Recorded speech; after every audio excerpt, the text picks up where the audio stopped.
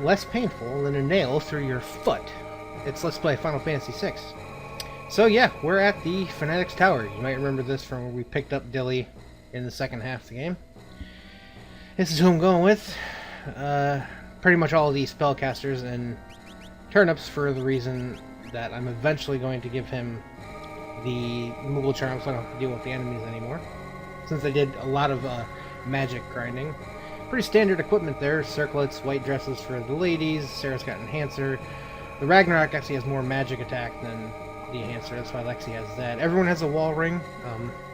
Billy has a Mithril Rod because the Heal Rod doesn't do anything. He can't attack in this area, which you'll see shortly. There are a few spells you would like to have. You want at least one person to have Life 3, which is why the Phoenix Esper is important for going through here. You'll see that eventually. You want everybody to have pretty much the Tier 3 spells, because a lot of the enemies do have weaknesses, and it does help, especially if you have to reflect bounce. Everybody to have Quake, because while nobody is weak to Earth, nobody is healed by it either. Some enemies are floating, finger quotes, so... you want everybody to have Osmos to get their MP back. This is critical. I think one of the Espers teaches it at 15%, so it's not difficult to let everybody learn. You want everybody to try to have Drain. This is much more difficult because Ifrit only teaches it at 1%. And you want everybody to have Bio because there are a couple enemies here that are only weak to poison. Everything else is sustainable. Everything else is manageable. One person should have Float, so you can get the Float status on everybody, because Quake hits everybody. It does not discriminate against you or the enemies. And you want at least one person with Vanish, one person with Doom. You don't have to do this, but I'm recommending it, because one of the enemies here is a giant pain in the rear end. And Vanish Doom is just, you get it out of the way there. And whatnot. So, let's go. Now, the thing about this is that you can only cast spells here. No other command works, not even lore, which kind of pissed me off. The reason why I brought Dilly is because, you know, White Wind. But nope, can't lore. This is essentially it. It is essentially a giant fire escape. Alright, here we have level 10 and level 20 magic. Every monster in here, with the exception of the two quote-unquote bosses, and one other, is a level something magic. Level 10 magic is the little wizard-looking dude there, the standard undead enemy, so don't Osmos or Drain him, he'll hurt you. 1000 HP, weak to fire and holy. And the level 20, which is that other little weird yellow-looking thing with the giant eyeballs, has 2000 HP and has no weakness. He also possesses auto-reflect. There are several enemies in here that have auto-reflect. Not as many as I originally thought, but enough. So, what we do is... Turnips don't have Quake yet. Everybody should set up for... As you can see, no other commands. Can't dance. No lore.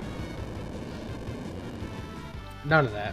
That's just... I wanted to use that to kill that guy. A simple fire spell should take care of him. Especially with that there. You want the wall rings, because all they do is... Obviously, all the enemies can do is cast magic, too, so... You want most of their spells to just bounce off yourself. And sometimes enemies will literally kill themselves. You can't gain any experience here. It's just straight magic points. What were you... Oh, I'm trying to learn Scan. You were learning Train. I think she was learning Life 3. And Turnips is working on Quake. Yeah, he's up on there. We're gonna go up to this door. Run. Grab a safety bit. The rooms are a little different than the, I believe the safety bit is a relic that stops mortal attacks, similar to, the Memento Ring? Yeah, it stops instant death attacks, but anyone can equip that, unlike the Memento Ring. Now what you want to do is go over here. Check the switch on the north wall, I don't know why. And when you go out, there will be a door below you. We run down here, and we grab an air anchor. That's one of Edward B. Dude's tools. I don't know what it does offhand. See if I can look at that there. It's probably not at the bottom. Of course not. I hate when there's, like, so many random spaces in the inventory that when you get stuff... I don't know what that means. Is it the countdown? I'm guessing it's the countdown status. You know, the rooms are different. They have, like, typically down at the bottom, you'll run into level 10, 20, 30 magic, right? These ones you just want to quake, because they're annoying as hell. They have 3,000 HP, being human enemies, they are weak to poison, and they counter everything. If you Osmos them, they will counter Osmos and usually drain more, like, MP from you than you did from them. And they don't have auto reflect, but they cast reflect, and it's a counter, so they can mess your day up by countering, you know, your spell and whatnot. And one quake spell easily eliminates them from life. That's right, his next thing is supposed to be going to Phoenix, so I have to wait for Sarah to be done there. She's low on MP, but yeah. They have 3,000 HP. Pretty much take all the enemies, their level number, multiply it by, I think, 1,000. Yeah, add 2 zeros. And that will be their actual HP. So you know, 10, 1,000, 20, 2,000, etc. Now, typically, you're going to start running into 40, 50, and 60 on this second part. And here we are. We have 50. Weird-looking thing. No auto-reflect, weak to fire, 1 fire 3, take care of it. I believe it is also undead, being that it is the skeleton with the smoke. So, again, 5,000 HP. So, weak to fire, holy. Dilly learned drain, so he's about done. He's done with nearly everything. Yeah.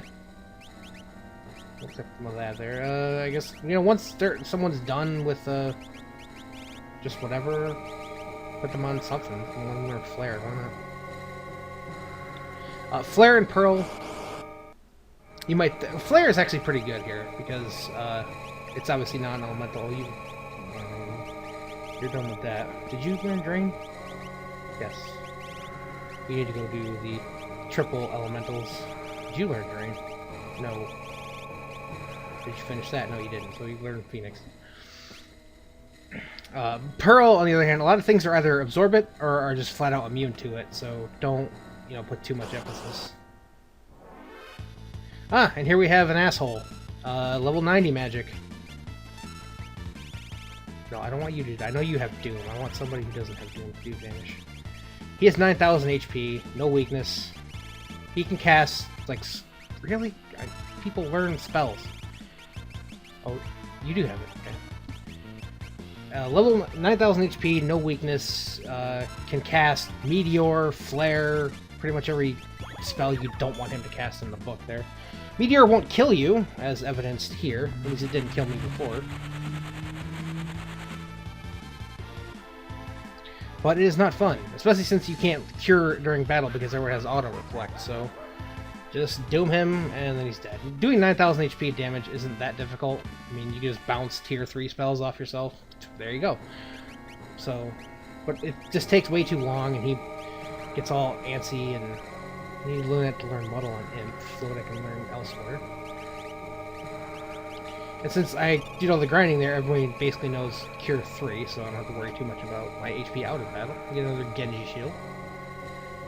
Keep going.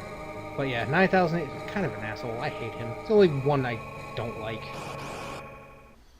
See, that was an example. Cast a spell, I went to cast fire on one of the little lich things. The level 30 dancer chick got hit with something, cast reflect on it, and then I reflected it back and hit myself. Ugh. Hopefully I can run into the last enemies up here. I have level 70. That's the weird looking guys there. Weak to ice and water. They also have auto reflect, so you don't want to cast straight on them either. They will cast a lot, I guess, Quake. I don't know, she doesn't have Ice 3 yet. I'm pretty sure she learns it a lot later. But yeah, they have 7,000 HP. They are weak to ice and water. Auto reflect, so just bounce an ice 3 off yourself. Sometimes they will help out and they will cast ice 3 on you and it will bounce back and hit them, and it's great.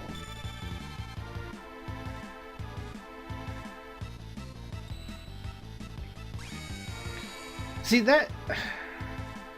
He can't, obviously, Shell, right? Shell being the thing that increases your magic defense, so magic does less damage. They will do that. The level 20 guys cast Safe, which I don't get, because you can't be physically attacked here. Except, unless you cheat and bring Gao or Umaro, or some way to... There's a way to cheat to have Umaro come and just destroy everything with physical attacks, where you basically just auto-battle everything, you don't have to do anything, but...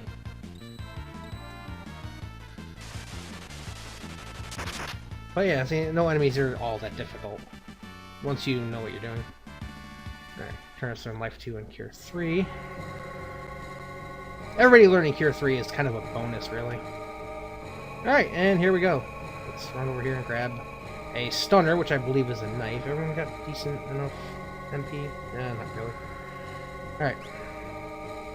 Come, dragon. The white dragon. The holy dragon. 18,000... Oh wait, it is 18,500. I wrote 185,000, but he has nowhere near that much HP. Has no actual weakness. So you can hit him with pretty much anything. Except Pearl. You don't want to hit him with Pearl. I'm going to have everybody Osmos him first. Because that's what he's going to do. He's going to pretty much cast Pearl and Dispel. So you don't want to try to Quake him too much, because he counters pretty much everything with Dispel. So he will Dispel your float, and you will hit yourself. See? There you go. One of the reasons why you want everybody to cast Drain is just in case you screw up, and for everybody to have Drain, just in case you screw up and have to heal during battle. That's one way to do it. Aside from, I think, the 2 undead enemies, nothing here is actually immune to Drain.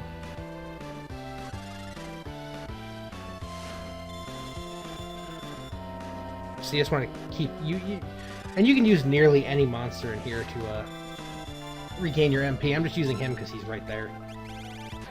He does not have auto reflect, so just cast whatever you want at him. Again, he will counter with Drain.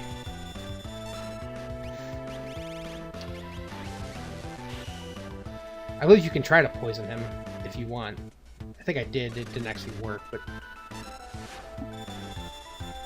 there. Now everybody's got full MP. Because Pearl on him. Yeah, I had Turnips learn Pearl because reasons.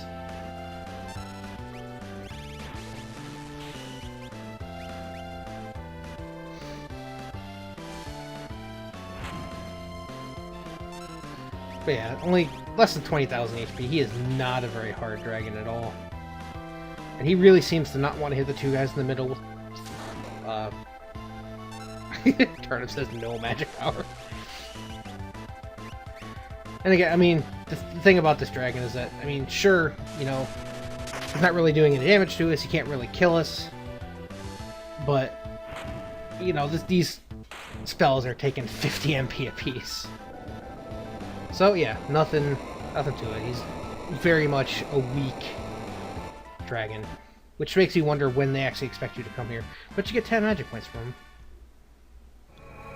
And we get a Pearl Lance, and there are 3 dragons left. I did find out that 2 of the dragons that are left are actually in Kefka's Tower, which kind of sucks. I'm not going to learn Float from you, because I can learn it faster somewhere else.